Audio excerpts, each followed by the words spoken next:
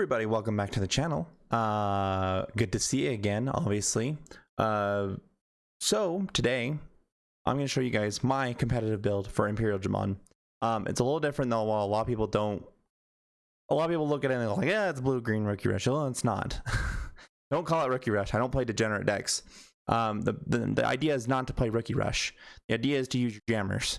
I know blockers easily stop them because a lot of them are lower, but I wanted to throw this idea out there and see what you guys think. I win with this deck quite a bit. Either I'm getting, extremely lucky, or I just see myself in just good situations with this deck all the time. I haven't really seen a bad situation unless I draw 3 ultimates, a mega, and a hammer spark, which it has happened to me. I'm not saying it doesn't happen to me. But typically I've seen myself bail myself out of those situations because of what the deck does. So with that in mind, guys, let me go ahead and introduce you to my blue-green Imperialdramon deck. So first off, we have for our babies, we have 1 Upa and 4 Demi-Vmon. So the Upamon is there for when our opponent hard plays cards, and you can go ahead and obviously just swing, draw a card. That's it. It's there for draw power. For Demi-Vmon, one of the best cards in the deck. You throw a jammer on there, the Vmon, the half for Frigimon, Ogremon, yes, Ogremon, not necessarily Ogremon on top of it, but I mean, if you had 4 Frigimon in the deck is what I'm trying to say. Not Ogremon, but if you have Imperialdramon and Dino-Beamon, or if you decide to, you want to change it up yourself and go for Frigimon, you can. But when you have those jammers on top of it, you're drawing a card. Period. It's good. And it's good value. I like value. And that's not why I'm just trying to get out of this deck. But I want to be able to bail myself out of bad situations, and that's what I have seen this deck do this on more than one occasion. I've been able to beat Shine Greymon decks with this deck. I've been able to beat Red Omni with this deck. This deck really has a hard time against black decks though, but there's a reason why we play a couple certain cards in this deck to get over that, to get over blockers, 12k blockers, 13k blockers. So we can go ahead and just ram into them, and we don't care. That way we have free opportunities, just getting in there and swinging and whatnot. Also, we play another card in the specifically in the deck to kind of help out ease with that. And I think this is the most consistent I've been able to get it. But yeah, continuing on for our level 3 lineup, we got 2 Drabumon, 4 Vmon with the Inheritable. We'll talk about that in a second. 4 Vmon with jamming. Probably the best rookie in the game right now. He is the best rookie in the game right now. And then 4 Arurumon, probably the second best rookie in the game right now. And you get to play both. And here's my reasoning for my weird lineup on the rookies and whatnot. Arurumon is a 2 cost. You drop it, you can, and then this is the reason why I'm beating Shine Greymon decks. Shine Greymon now has to commit 2 4k minuses to this card. It's probably been said all around the internet. It's probably obvious right now. It's been out there. It's no secret, but it's a very, very powerful card for that reasoning. It's awesome. It's amazing. So I love it. I love it for that reason. You can throw on there, Digivolve onto Gargomon, which we run. That's the card I was telling you guys about earlier.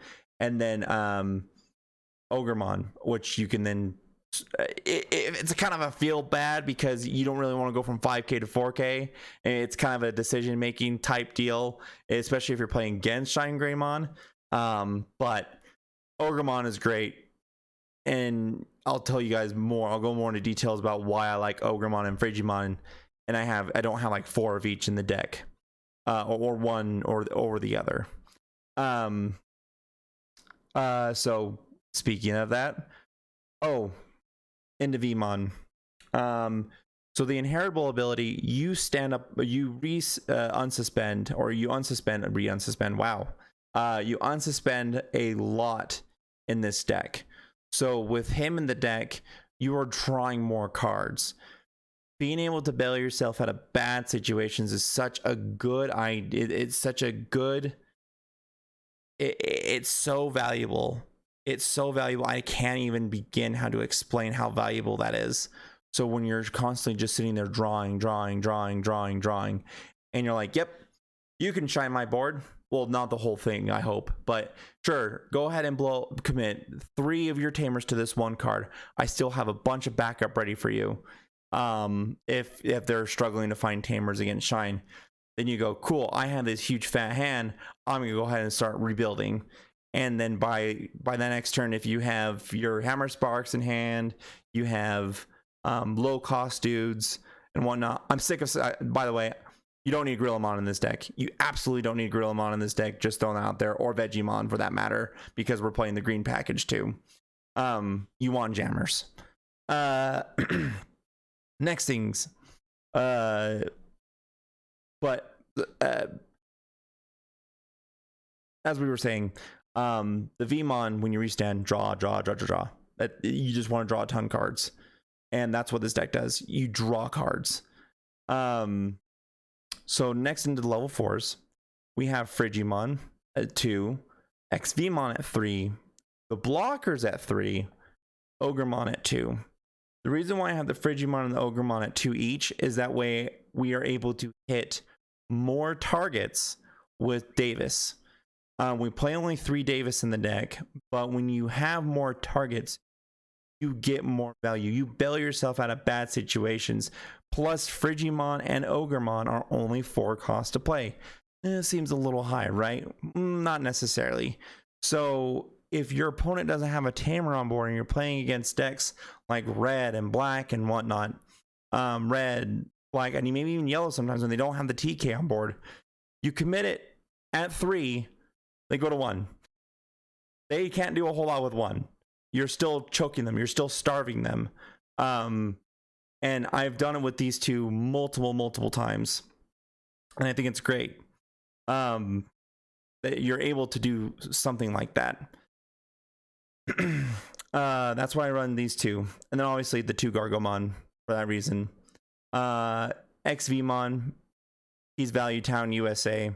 If you happen to get... Sometimes I'll try and go in for a free swing if it's on top of an Upamon with this card.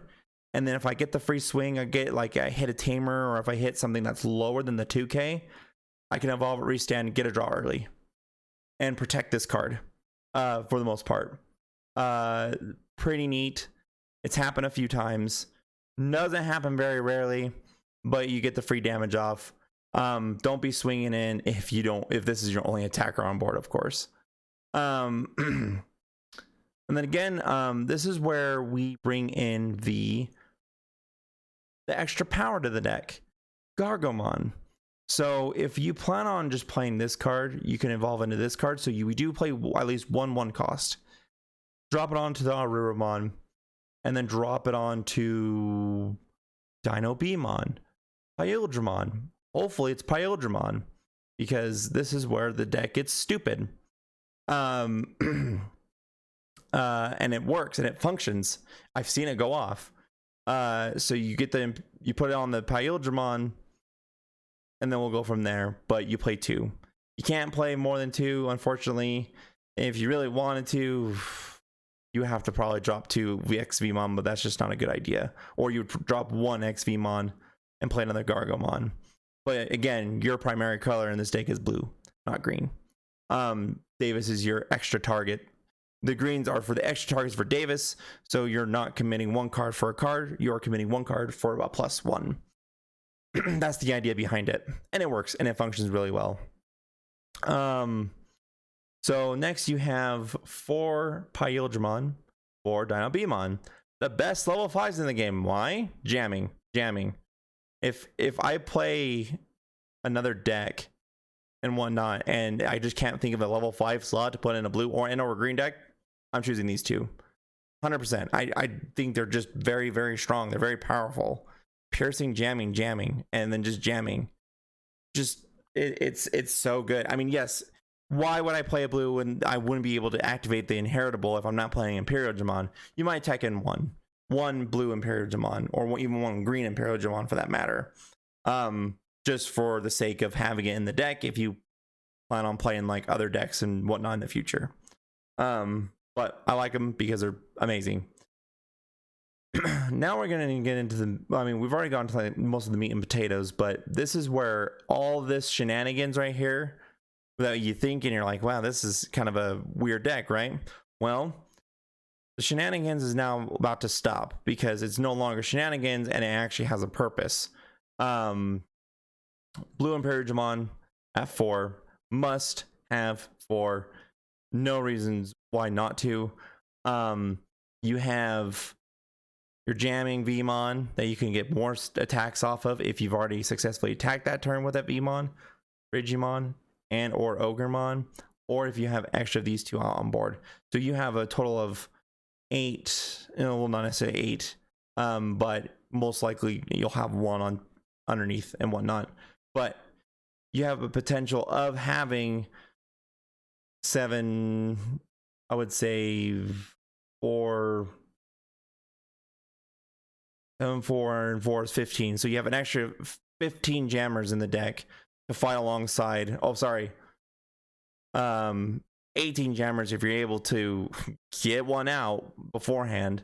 And like if you have one on top of Dyna Beamon, which is a feel bad. But you just go swing. You just swing with everything like multiple times. And again, that's where that restanding comes in with him and him, with him on top, with him underneath. You're standing, you're drawing a card. You're jamming, you're drawing a card.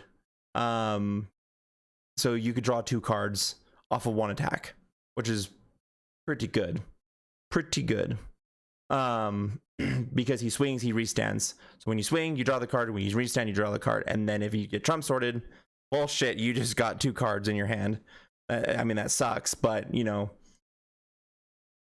life be that way. Now, a lot of people don't like this card, but I'm gonna move him into the picture more and from underneath my face. Imperialdramon Dragon Mode Green, the secret rare. I play 2. I like this card for many reasons. He can restand multiple times. Does he have jamming? No.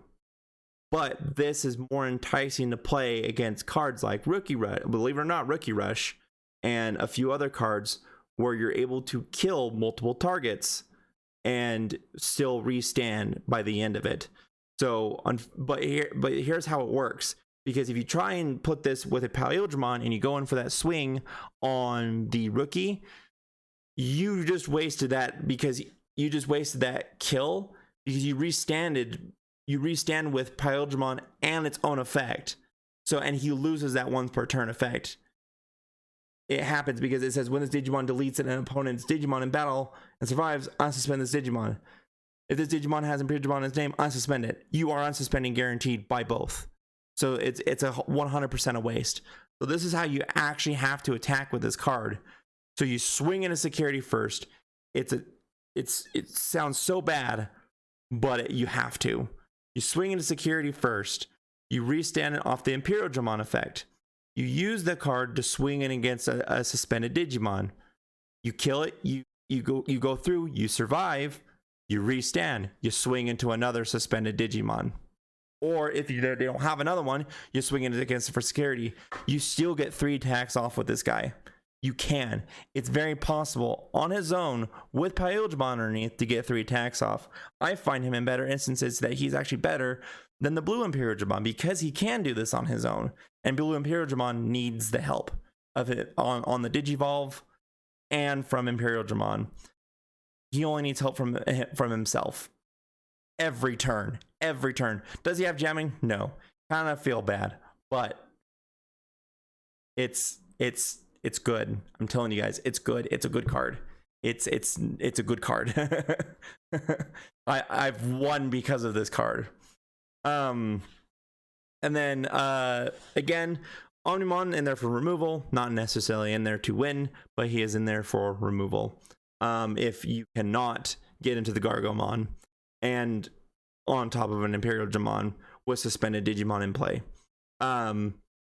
So there's you have that kind of scenario happening too. That's why you only play 2. So if your opponent doesn't see it first game and you're able to sneak out a pretty quick win, and you're kind of playing the long game in the second game, you can go ahead and throw that down and start killing his Digimon, and then he's SOL.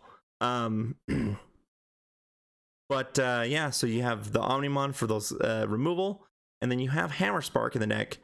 Yes, 3. This is a very, very tight deck.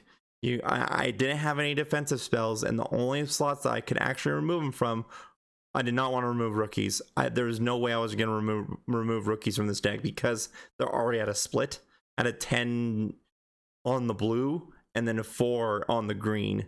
So I definitely could not remove from rookies. So I had to remove from Hammer Spark to play Positron Laser. But 3 Hammer Spark, it's still efficient. It's still good enough. Is it optimal? I honestly think it is. I'm starting to realize that 4 of certain cards in the deck isn't exactly the best thing anymore. Gaia Force is one of them, by the way. This is another one. I like 3, and I'm actually starting to like really like 3 of certain cards, like option cards in the deck, because I don't want a dead draw. I don't. And I've seen situations where I've had friends, they're just like, oh, look at that, 3 Hammer Sparks and 2 Digimon I can't use. Well, that sucks. I mean, they could just play the 3 Hammer Sparks and just hard play it, and then that's all they can do, though. They can't evolve on top of it. It's like 2 ultimates, so it's a feels bad, man. Positron Laser. This card has saved my butt more than once. I love this card. Up to 2 of your opponent's Digimon can't attack or block until the end of your opponent's next turn. So if you're playing black and they gave you enough memory to do something crazy like Giga Cannon or whatever the stupid thing is called, the black card that de-digivolves you for 4, and or they just like hard play like a blocker out of their hand, like an Andromon or something stupid, and they give you 6, and all you need is a couple swings to get in. This card will prevent that. You just go boop and just drop it, and no blocks for you. You get in there, you win. Also saves your butt during the defensive position if you're about to lose and you have a green and blue owl in play and they have a suspended. No attack, send your suspended back to your hand. It's kind of a feels bad if you have to send something like an Omnimon back to their hand. But I mean, if you're playing Rookie Rush, this stops Rookie Rush pretty well. And then obviously the last card in the deck is Davis. I say Davis. Is Davis Motomia. If you do not know what this card does, and there's a reason why we play the deck this way. On play, reveal the top 3 cards of your deck, add 1 blue and 1 green Digimon card from them to your hand, place the remaining cards at the bottom of your deck in any order. Value Town, USA, buddies. +1 off of him almost every time that I play this card. I'm not even kidding. On that note, if you really want the super supreme optimal, if you don't have Omnis, you can play Puppetmon. Switch out the Omnis for the Puppet, and you have 2 additional targets.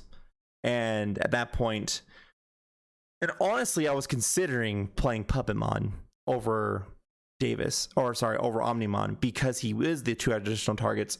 I can throw him down, make my Imperialdramon Dragon mode go live a little bit sooner, and then start swinging.